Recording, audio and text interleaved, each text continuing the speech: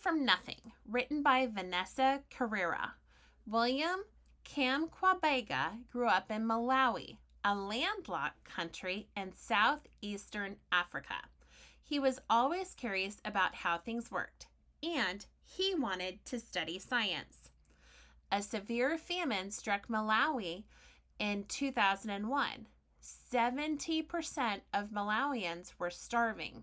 That means that there's not enough food for people to be able to eat, so they can't eat anything. The entire Kamkwaba family madly searched for food to survive. William was forced to drop out of school to search for food to survive. His family could not afford the fees to send him. At just 14 years old, he looked at his father and the dry, brittle fields. He knew this was a future he could not accept. He also knew an education could change that future. William had never been far away from home, and he had never seen a computer. Determined not to let go of his dreams of an education, William went to the library. He didn't want to fall behind in his studies.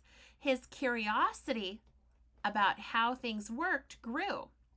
He taught himself how motors and electricity worked. One day, a book called Using Energy caught his attention. It was about windmills that generate power and pump water.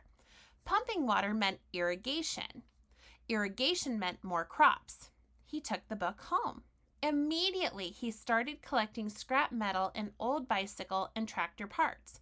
Many people laughed and called him crazy.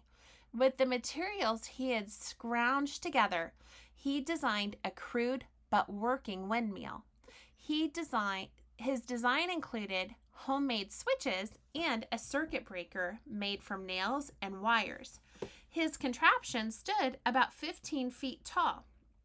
At first, it generated enough electricity for one light bulb, and then 4 light bulbs and 2 radios. William had succeeded in building something from nothing. This was a small miracle. Electricity is a luxury in Malawi. Very few Malawians have electricity. People began lining up at his home asking him to charge their cell phones. Soon, journalists took an interest in this boy who had harnessed the wind.